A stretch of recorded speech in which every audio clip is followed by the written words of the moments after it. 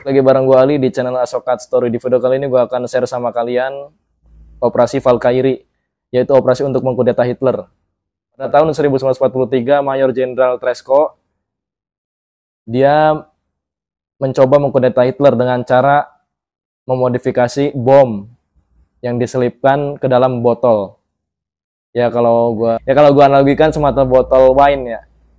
Cuman kalau menurut gue pribadi, asumsi gue pribadi, Hitler itu nggak bakal kena. Kenapa? Karena dia nggak minum. Dia tuh sampai dia meninggal, dia tuh nggak pernah minum. Maksudnya minum alkohol. Dia tuh nggak pernah minum alkohol dan dia nggak pernah makan daging. Dan salah satu undang-undangnya adalah dilarang membunuh hewan pada saat itu, yang sekarang diterapkan oleh negara-negara Barat. Oke, balik lagi kepada operasi Valkyrie. Itu adalah operasi Valkyrie pertama. Tapi salahnya Mayor Jenderal Tresko ini tidak mengajak beberapa anggotanya, hanya dia dan temannya waktu itu, satu orang. Maksud gue nggak berkelompok ya. Dia dan temannya yang menitipkan tas berisi botol wine itu kepada Hitler. Namun Hitler tidak menyentuhnya ya, tidak menyentuhnya sama sekali lah. Dan si bomnya juga nggak berhasil meledak lah, gampangnya seperti itu. Pada tahun 1944 di front Afrika Utara ada seorang kolonel dari partai Nazi yang bernama Kolonel Klaus von Stauffenberg. Dia itu meminta bantuan kepada Hitler, bantuan logistik, bantuan senjata, dan bantuan pasukan. Tetapi Hitler menolaknya. Nah, itu yang menjadi pukulan dan menjadi dendam pribadi kepada kolonel atau bagi kolonel Klaus Stauffenberg. Di samping itu dia pribadi pun sudah membenci Hitler karena dia sudah lama ya di front Afrika Utara, tetapi kayak tidak ada kemajuan apa-apa, bahkan semakin menyudutkan pihak Jerman. Sedangkan korban dan logistik itu sudah semakin menipis dan tidak ada bantuan sama sekali. Ini gue kalau di posisi ini bener sih, pasti gue juga kesel ini. Dia menuliskan di buku catatan diarinya bahwa Hitler itu sebenarnya orang paling kejam dan dia sebenarnya harus dibumi hanguskan. Karena apa?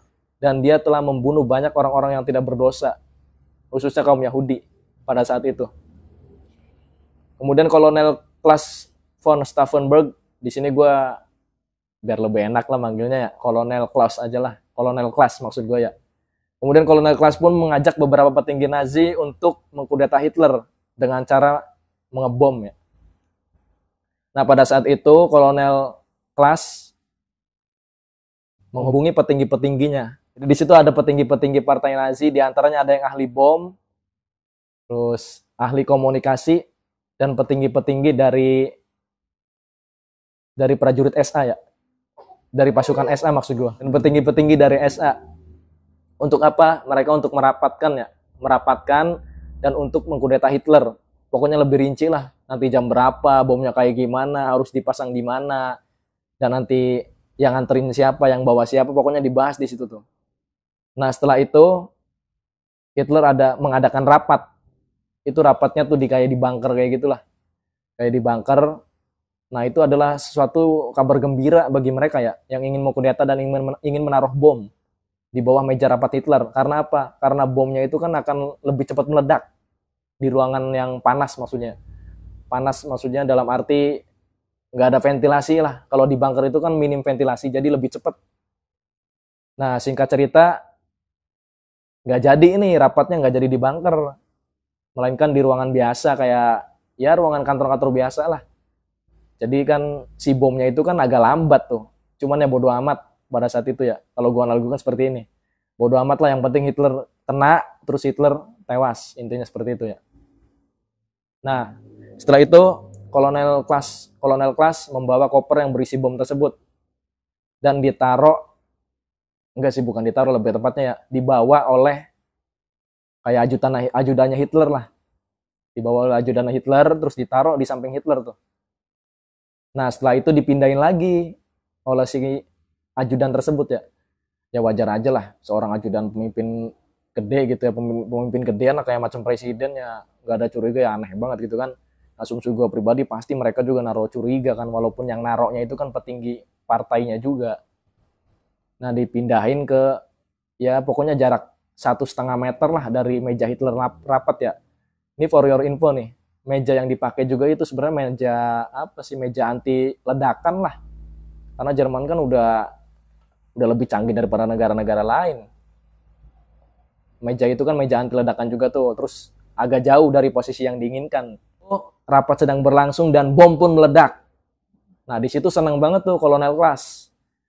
Mungkin dia berujar dalam hati, si brengsek itu udah mati nih, gue berhasil nih. Nah, setelah itu dia langsung memutus komunikasi ke pusat ya, ke Berlin.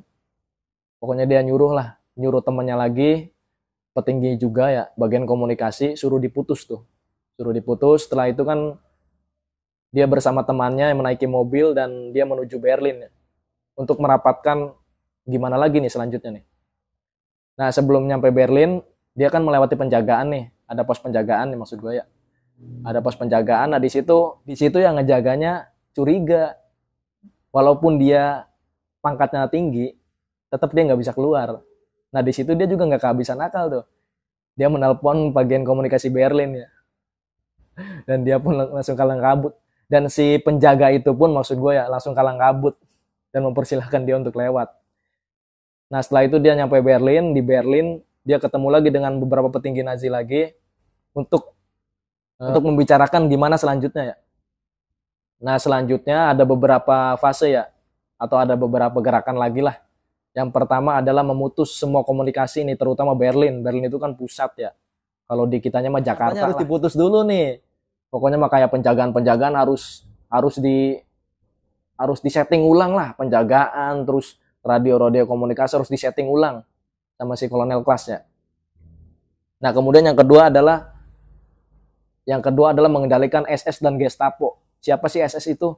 SS itu jadi tentara khususnya Hitler. Jadi tentara Jerman itu kan ada dua ya, era Hitler. Ada SA, ada SS. SA itu siapa? SA itu angkatan darat. Kalau SS siapa? SS itu pasukan khusus Hitler. Jadi kalau SS itu digerakkan oleh partai, kalau SA itu oleh negara ya. Dan SS itu terkenal juga elit ya, elit sama kejam. Sama dengan Gestapo. Gestapo tuh kalau di Jepangnya tuh Kampetai ya. Kampetai itu polisi rahasia dan kejam. Kira-kira si SS itu dan si Gestapo dijadikan kambing hitam lah. Nah, setelah itu apa yang selanjutnya dilakukan oleh Kolonel Klaas dan kawan-kawan? Setelah itu mereka tinggal mengkudeta dan memberikan informasi kepada komunikasi pusat ya, kantor komunikasi pusat maksud gua, bahwa Hitler meninggal. Nah, seperti itu. Tapi apa? Tapi semua itu tidak terlaksana dengan sempurna. Ya, atau bisa dibilang lebih tepatnya gagal lah. Kenapa gagal? Karena Hitler tidak meninggal. Akibat jaraknya terlalu jauh, Hitler tidak meninggal. Dan meja itu kan anti ledakan. Ya jadi nggak terlalu ngepek ya. Meledak sih meledak, hancur juga hancur. Tapi Hitler itu nggak sampai luka parah lah. Hitler itu nggak sampai luka parah, cuma luka bakar sedikit lah. Nah, setelah itu Hitler menghubungi markas pusat nih. Menghubungi markas pusat yang intinya dia itu belum meninggal. Dan ada beberapa oknum yang ingin mengkudeta dia. Nah, setelah itu Hitler itu kan belum meninggal. Hitler menghubungi markas pusat yang intinya dia tuh memberitahukan bahwa ada sekelompok oknum yang ingin mengkudeta dia. Tetapi tidak berhasil ya. Dan dia masih hidup. Intinya dia nggak apa-apa lah kayak gitu. Mereka pun kaget ya. Maksudnya mereka tuh golongan Kolonel Klaas dan kawan-kawannya lah. Waduh, gua auto pindah alam nih. Jadi Kolonel Klaas itu sama kawan-kawannya tuh ada, maksudnya yang mau mengkudeta Hitler ya.